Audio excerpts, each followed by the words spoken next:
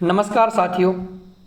MP TET वर्ग 1 की मुख्य परीक्षा की तिथि अनाउंस हो चुकी है और वह परीक्षा 2 अगस्त 2023 से संपन्न होगी। तो हमारे पास में समय मुश्किल से 3 से 4 महीने ही हैं और हमें अपने संकल्पों को, अपने सपनों को, माता पिता के सपनों को साकार करने के लिए उसकी तैयारी निश्चित रूप से करना चाहिए। और जो विद्यार्थी प्री एग्ज़ाम में पास हो गए थे, अब उनके लिए मुख्य परीक्षा की तैयारी में लग जाना चाहिए। अब हम एमपी टेट में जो हमारा कोर्स है, विषय है, उसकी तैयारी करना हम प्रारंभ करेंगे। आज से हम मुख्य रूप से हिंदी भाषा की तैयारी प्रारंभ कर रहे हैं। इसके बाद में हमारे पास में समय रहा तो हम और भी सब्जेक्ट की तैयारी करते रहेंगे। हिंदी भाषा का कोर्स आपने देखा होगा, इसमें टोटल 20 यूनिट हैं, 20 इकाइयाँ हैं। 20 इकाइयों में एक कोर्स विभक्त है। उसमें से 14वीं इकाई से आपका हिंदी साहित्य लगा हुआ है। उसी हिंदी साहित्य को अब हम पढ़ने का, समझने का प्रयास करेंगे ताकि हम अच्छे से अच्छे अंक हासिल कर सकें और एक भी अंक की कमी हमारे पेपर में न रह जाए जो हमें अपनी सफलता से रोक सके।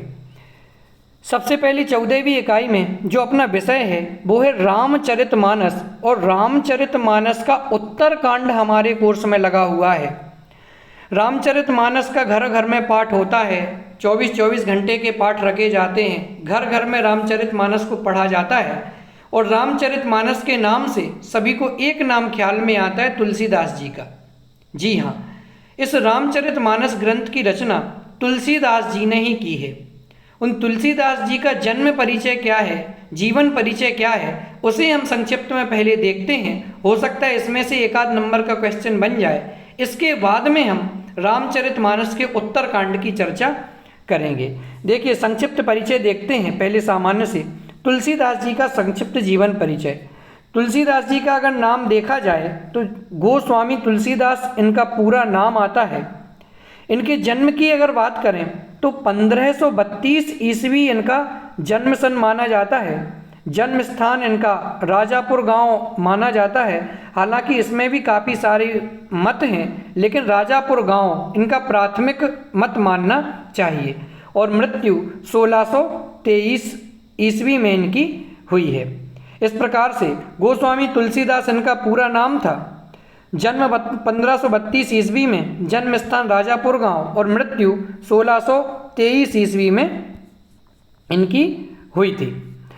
मृत्यु का स्थान जो इनका था वो काशी था। माता का नाम हुलसी और पिता का नाम आत्माराम दुबे था। इनकी पत्नी के नाम के बारे में भी उल्लेख आता है, तो पत्नी का नाम इनकी रत्नावली था।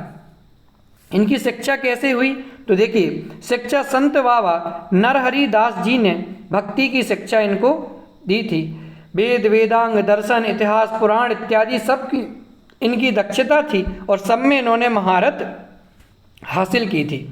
जब भी तुलसीदास जी की भक्ति के बारे में पूछा जाए कि इनकी काव्य में किसकी भक्ति की मुख्यता रही है, तो इनके काव्य में राम भक्ति की मुख्यता रही है और राम भक्ति को ही इन्होंने विशेष महत्व दिया है। तो ये भी आप एग्जाम की दृष्टि से याद रखना। प्रसिद्ध काव्य इनका रामचरितमानस है। उपलब्धि इनको लोकमानस कवि के रूप में जाना जाता है। साहित्य में अगर योगदान की बात अगर हम करें तो हिंदी साहित्य में कविता की सर्वतोन्मुखी उन्नति अगर किसी के माध्यम से हुई है तो वो गोस्वामी तुलसीदास जी के माध्यम से ही हुई है। आइए जानते हैं गोस्वामी तुलसीदास जी का जीवन परिचय। देखिए, जीवन परिचय अगर पढ़ें अपन तो लोकनायक गोस्वामी तुलसीदास जी भारत के ही नहीं अपितु संपूर्ण मानवता तथा संसार के कवि हैं। उनके जन्म से संबंधित प्रामाणिक सामग्री अभी तक प्राप्त नहीं हो सकी है। इनका जन्म 1532 ईस्वी भाद्रपद शुक्ल पक्ष एकादशी विक्रम संवत 1589 स्वीकार किया गया है। तुलसीदास जी के जन्म और जन्म स्थान के संबंध को लेकर सभी विद्वानों में पर्याप्त मतभेद है। इनके जन्म के संबंध में एक दोहा प्रचलित है। देखिए क्या है ये दोहा। 1554 विषय कालिंदी के तीर, श्रावण शुक्ला सप्तमी तुलसी धर्यो शरीर। तो ये दोहा इनके बारे में मुख्य रूप से आता है। जैसा हमने ऊपर पढ़ा था कि तुलसीदास जी के जन्म स्थान राजापुर माना जाता है। देखिए आगे पढ़ते हैं। तुलसीदास जी का जन्म बांदा जिले के राजापुर गांव में माना जाता है। कुछ विद्वान इनका जन्म स्थल एटा जिले के सोरो नामक गांव को मानते हैं, स्थान को मानते हैं। तुलसीदास जी सरयू पारीण ब्राह्मण थे। दोस्तों याद रखने लायक बात है, तुलसीदास जी कौन से ब्राह्मण थे? सरयू पारीण ब्राह्मण थे। इनके पिता का नाम आत्माराम दुबे और माता का नाम हुलसी था। ऐसा कहा जाता है कि अभुक्त मूल नक्षत्र में जन्म होने के कारण से इनके माता पिता ने इन्हें बाल्यकाल में ही त्याग दिया था। इनका बचपन अनेक कष्टों के बीच व्यतीत हुआ, तो इसे एक किंवदंती के रूप में ही मानना चाहिए, ऐसा कोई एक निश्चित मत नहीं है। इनका पालन पोषण प्रसिद्ध संत नरहरिदास जी ने किया था और इन्हें ज्ञान एवं भक्ति की शिक्षा प्रदान की थी। तो इनका पालन पोषण भी नरहरिदास जी ने किया और ज्ञान और भक्ति की शिक्षा भी इन्हीं के माध्यम से प्राप्त हुई। इनका जो विवाह था वह पंडित दीनबंधु पाठक की पुत्री रत्नावली से हुआ था। तो अगर प्रश्न पूछ लें कि विवाह किससे हुआ, तो रत्नावली से इनका विवाह हुआ था। और रत्नावली किसकी पुत्री थी? तो पंडित दीनबंधु पाठक की पुत्री रत्नावली थी। इन्हें अपनी पत्नी से अत्यधिक प्रेम था और उनके सौंदर्य रूप के प्रति वे अत्यंत आसक्त थे। एक बार इनकी पत्नी बिना बताए मायके चली गई, तब ये भी अर्धरात्रि में आंधी तूफान का सामना करते हुए उनके पीछे पीछे ससुराल जा पहुँचे। इस पर इनकी पत्नी ने उनकी भर्त्सना अर्थात निंदा करते हुए कहा, क्या कहा? लाज न आई आपको दौरे आएऊ साथ। पत्नी की जो इस फटकार जो उन्होंने लगाई, इससे तुलसीदास जी को सांसारिक मोह माया से विरक्त कर दिया और उनके हृदय में श्री राम के प्रति भक्ति भाव जागृत हो उठा। तो मित्रों हम जानते ही हैं कि जब हमें संसार से वैराग हो जाता है तो भगवान के प्रति भक्ति जग जाती है, भगवान के प्रति आस्था जग जाती है। ऐसे ही कुछ तुलसीदास जी के साथ हुआ। इनकी पत्नी ने जब पत्नी के पीछे पीछे भागते भागते चले गए कि हम तुम्हारे बिना अकेले अकेले क्या करेंगे, तब इनकी पत्नी ने डांट लगाते हुए इनसे कह दिया, लाज ना आई आपको दौड़े आए वो साथ, कि आपको लज्जा नहीं आई, दौड़ दौड़ करके मेरे पीछे चले आए। बस इतनी सी बात और इतनी सी फटकार को सुनकर के तुलसीदास जी ने कहा कि मुझे तुम में रुचि लगानी ही नहीं है, मुझे तो भगवान में रुचि लगानी है। तुलसीदास जी ने अनेक तीर्थों का भ्रमण किया और ये राम के अनन्य भक्त बन गए। इनकी भक्ति दास्य भाव की थी। क्या कहा? भक्ति किसके प्रति थी? भक्ति में मुख्यता किसकी थी? राम भक्ति की मुख्यता थी। और कौन से भाव की भक्ति थी? तो दास्य भाव की भक्ति इन्होंने की थी। 1574 ईस्वी में इन्होंने अपनी सर्वश्रेष्ठ महाकाव्य रामचरितमानस की रचना की। तो दोस्तों अगर क्वेश्चन आ जाए कि रामचरितमानस की रचना काली तुलसीदास जी के माध्यम से कब हुई, तो 1574 ईस्वी में। अथवा ऐसा क्वेश्चन आ जाए कि 1574 ईस्वी में तुलसीदास जी के माध्यम से कौन सा काव्य लिखा गया, तो उत्तर रहेगा रामचरितमानस काव्य लिखा गया था। तथा मानव जीवन के सभी उच्चादर्शों का समावेश करके इन्होंने राम को मर्यादा पुरुषोत्तम बना दिया और 1623 ईस्वी में काशी में इनका निधन हो गया।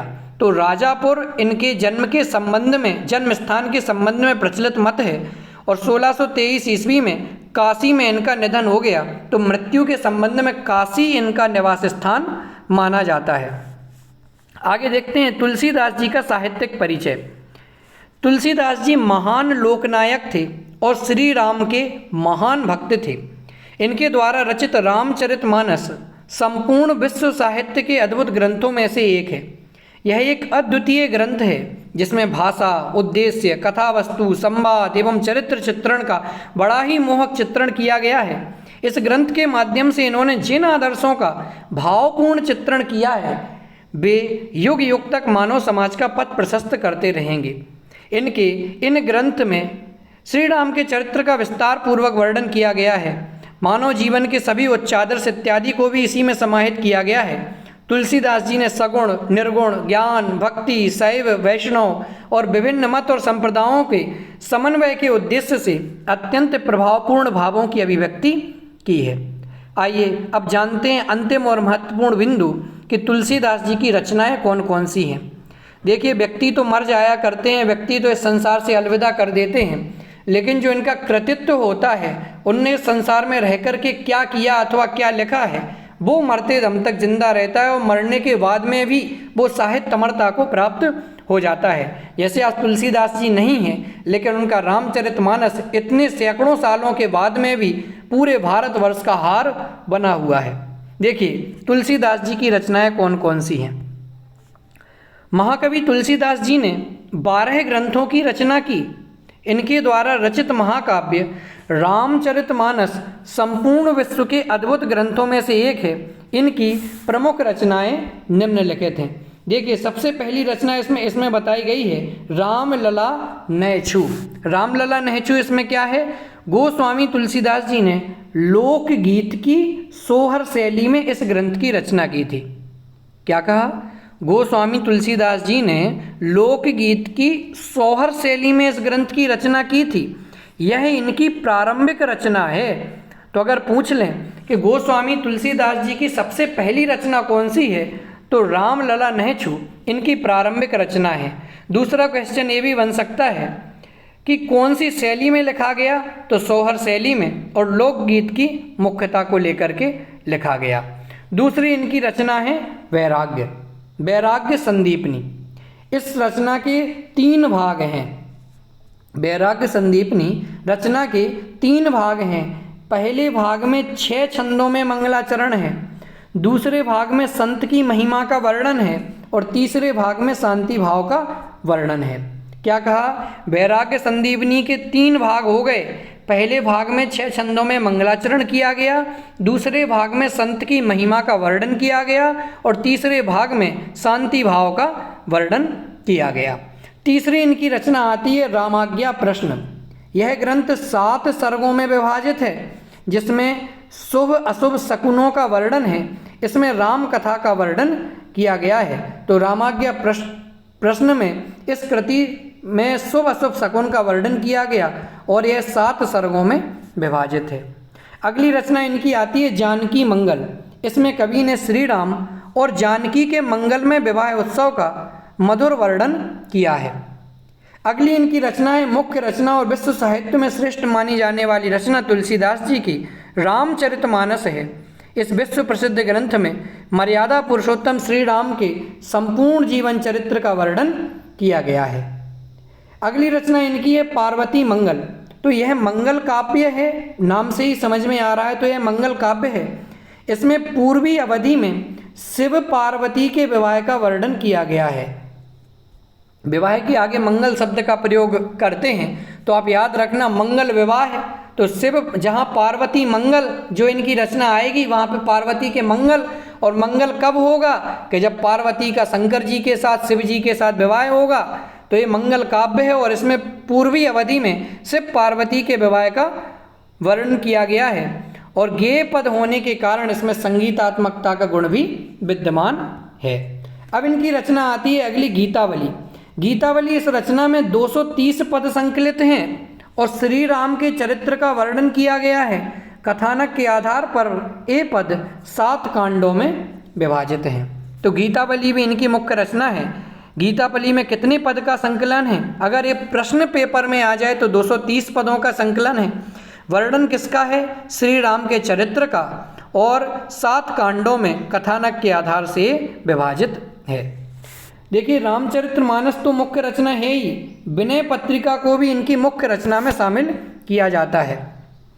इसका विषय भगवान श्री राम को कलयुग के विरुद्ध प्रार्थना देना है। इसमें तुलसी भक्त और दार्शनिक कवि के रूप में प्रतीत होते हैं। इसमें तुलसीदास जी की भक्ति भावना की पराकाष्ठा देखने को मिलती है। गीतावली, इसमें 61 पदों में कवि ने ब्रज भाषा में श्री कृष्ण के मनोहारी रूप का वर्णन किया है। अगला वरवई। वरवई ये भी इनकी तुलसीदास जी की रचना है। इसके बारे में हो सकता है कई लोग पहली बार सुन रहे होंगे।